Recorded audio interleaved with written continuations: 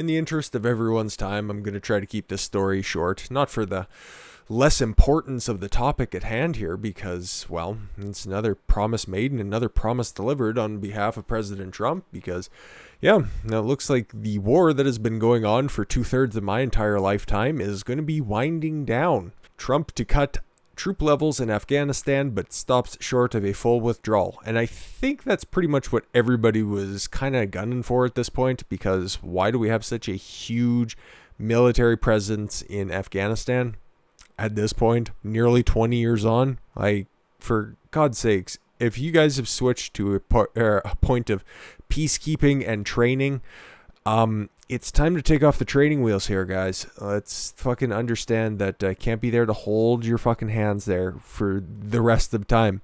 Will there be a power vacuum created when the United States completely pulls out? Perhaps, but all of those allied forces should have properly trained up the military that's going to be left there and in Iraq. Like, I think this is the best possible outcome that we could see here.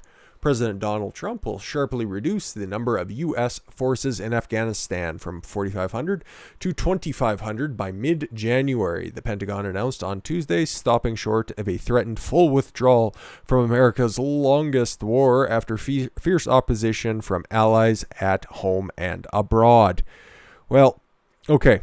He said that he wanted them home by Christmas, and by mid-January, he had to fight and claw with those other cocksucking rhinos in there that just want nothing but war.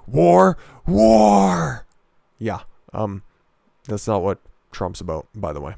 Trump's decision to limit himself to a partial withdrawal was first reported by Reuters on Monday, but still triggered a rebuke from senior Republicans and Democrats who fear it will undermine the security and disrupt the military-industrial complex. And hurt fragile peace talks with the Taliban. Why the fuck are you trying to negotiate with the Taliban? I don't fucking get that one. Listen, Afghanistan did not attack on 9/11. Let that one sink in for a minute.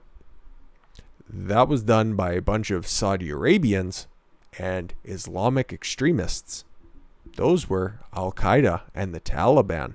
Acting Defense Secretary Christopher Miller, who Trump installed last week after abruptly firing leaker and general bag of shit, Mark Esper confirmed the Afghan drawdown was also outlined a modest withdrawal of forces from Iraq to reduce troop levels from 3,000 to 2,500. By January 15th, 2021, our forces, their size in Afghanistan, will be 2,500 troops. Our force size in Iraq will also be 2,500 by that same date, Miller told reporters, which is another thing that wasn't a part of that headline, which is equally as impressive. And we won't get into the statements made by Mitch McConnell and those other dickheads until we get to the second half of the video here. This is what else is important and should definitely throw up a red flag for all of the lefties out there. None of them actually will hear this message, but it should come as a stark contrast because as being the party of peace and not wanting to go to war, Biden's transition team did not respond to a request for comment on Trump's troop cuts because we all know which side he falls on. Probably the same side that wants to pack the courts, by the way. Still haven't got an answer on that one, and we are 2 weeks past election date, folks. The top Republican in the House Representatives Armed Services Committee, Mac Thornberry, also slammed the troop cuts as a mistake, as did other prominent rhinos and Warhawks. The top Democrat on the committee, however, Representative Adam Smith, came out in support of the move. Oh boy, he will definitely not be welcomed back to any DNC parties. Even cautioned that it needed to be responsibly and carefully executed to ensure stability in the region. And that's what they're doing. They're slowly depleting the active military personnel 20 years on. Can you fucking believe it? But those plans have yet to be hammered out in detail, officials say, leaving questions unanswered about which troops to withdraw and the impact of the mission that ranges from advising and supporting Afghan forces to carrying out counterterrorism strikes against Al-Qaeda and as ISIS. Just call it ISIS, Islamic State militants. That's what it is. That's ISIS. Oh, let's see what the Crypt Keeper had to say. House Speaker Nancy Pelosi said underneath her hairdryer, It was concerning that Trump's withdrawal was being carried out without close coordination with the rest of the world because she's just underneath the 3 inches of makeup, she's just a blatant globalist with NATO. And that a hasty withdrawal, may I remind you, 20 years, risks making Afghanistan a platform for terrorism once again. Carried out by Saudi Arabians. Bin Laden was killed in Palestine, by the way. Or Pakistan, sorry. Same thing. Let's fuck it. Let's just see what these rhinos had to say on this one. Oh, Mitch McConnell. This is why I hate Republicans, okay? I like populists. I like people who are all about freedom. People who aren't going to tell you to wear a mask for the rest of your life or stay home so you don't kill grandmother. Meanwhile, you're outside rioting, peacefully protesting when you're saying that we need to take Black lives seriously, even though you're burning down Black-owned businesses and being a general shitbag because you can't find meaningful and gainful employment with your lesbian dance theory degree. And then you get these, the rhinos, like I was saying there, who just want to keep the system going because, hey, it's made them powerful. It's made them a lot of money. So why would you want to disrupt anything like that when you can just put in all of your fellow swamp creatures in there in order to perpetuate the system so it just continues on and on and on and on and nothing ever gets accomplished. You just start world building. Because instead of just letting the Middle East find the freedom and diplomacy on their own with, a guiding hand, see 3 historic Middle Eastern peace deals for proof that that works far better in comparison with, just going in there and telling people that they need freedom and installing it in small doses over the next couple of decades. But I digress. Let's get into this. State Republicans are offering up mixed, though mostly negative, reaction to President Trump's order to further draw down troops in Afghanistan and Iraq before leaving office. Maybe. Speaking on the Senate floor Monday, Majority Leader Mitch McConnell praised the Trump administration's handling of relations in the Middle East while warning that this effort would be a mistake. A rapid withdrawal. Nothing Mitch McConnell does is rapid. Prove me wrong. Of U.S. forces from Afghanistan would hurt our allies and delight the people who wish us harm. 2,500 people will still be there. And that is not counting how many Afghani properly trained soldiers are there as well. Violence affecting Afghans is still rampant. That is for them to fucking resolve, okay? The Taliban is not abiding by the conditions of the so-called peace deal. Who knew that Islamic extremists would not adhere to a little piece of paper? But I thought they'd listen to our diplomacy. You hear a lot of different stories from Marines or from SEALs that were over there and said the only time that you could actually demand respect is if you showed legitimate force and that you proved yourself as being a capable, strong individual. Yeah. By punching them in the face and telling them exactly what you're going to do. That's the only way to get their attention. Yeah, exactly. Dealing with unreasonable people is a fool's errand. How long has Nancy Pelosi been in office?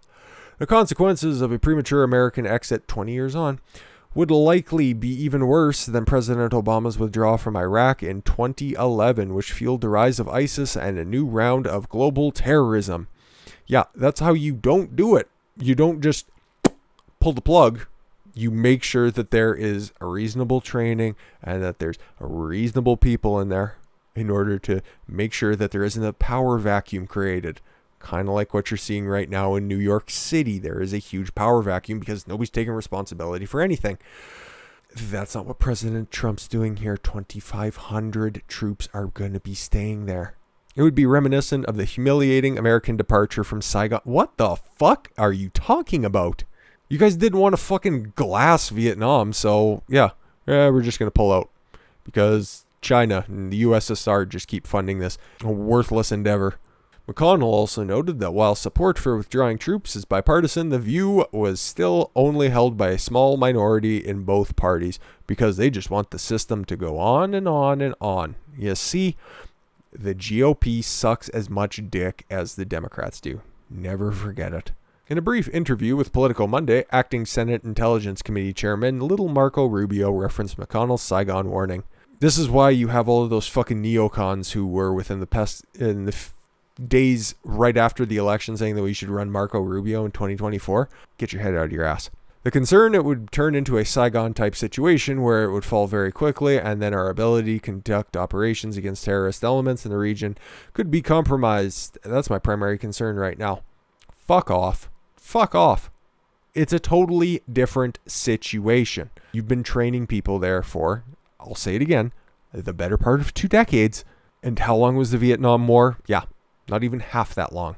You can't simply unilaterally draw down troops. I think it's a serious mistake to unilaterally walk away. Senator Mike Rounds from South Dakota, bitch, absolute bitch, who serves on the Armed Services Committee, because if there are no armed conflicts, there wouldn't be need for a Armed Services Committee. So he is looking out for his own ass. A spokesman for Senate Foreign Relations Committee Chairman Jim Risch, probably, did not immediately respond to the Post request for comment on the troop withdrawals announcement. I don't know who Jim Risch is. I'm sure he's a nice man, and I'm sure he might have something intelligent to say. I will err on the side of caution.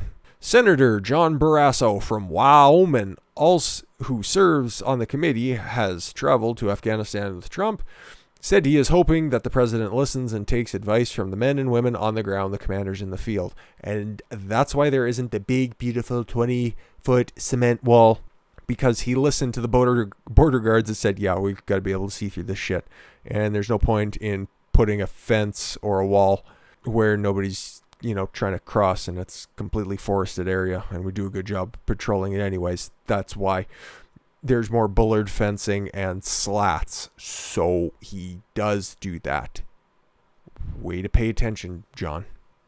Senate Judiciary Committee Chairman Lindsey Graham, an ardent supporter of maintaining U.S. military presence in Iraq and Afghanistan, and former great friend of John McCain, by the way, told reporters Monday that he wanted to hear more about it from the commander-in-chief. You know what? People are giving him shit about that stupid fist bump with Kamala Harris here earlier on the floor. And like I said, when I rebutted that, I think in the previous all this shit kind of runs together, guys. I don't give that any sort of credence that he's trying to be any more than civil with people that he has to work with on a daily basis, okay? He gave a fist bump to Kamala Harris. They're both senators. They both have to see each other. Keep it fucking civil. It doesn't need to be as hyper-partisan as it is out in the street. So, I don't know, take it with a grain of salt. How about $500,000 to Trump's legal defense fund, specifically from the personal bank account of one Lindsey Graham? There you go. Graham remarked that he had been for the idea of coming down and appreciated that the number of troops remaining would not be zero, noting that 2,500 may be the residual force that protects us from a collapse in the region. Exactly.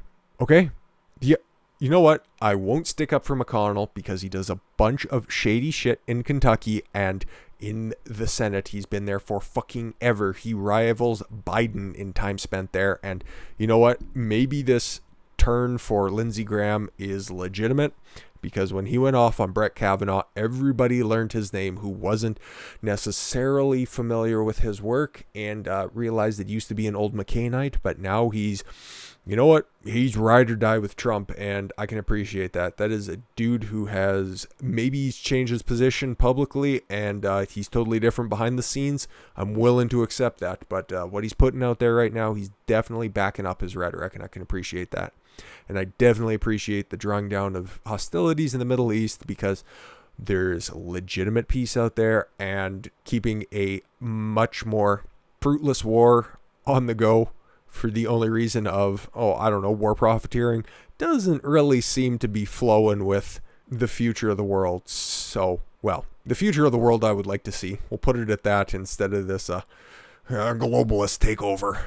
Like I said, we'll keep this one short. I wanted to give you guys an update. The troops are coming home.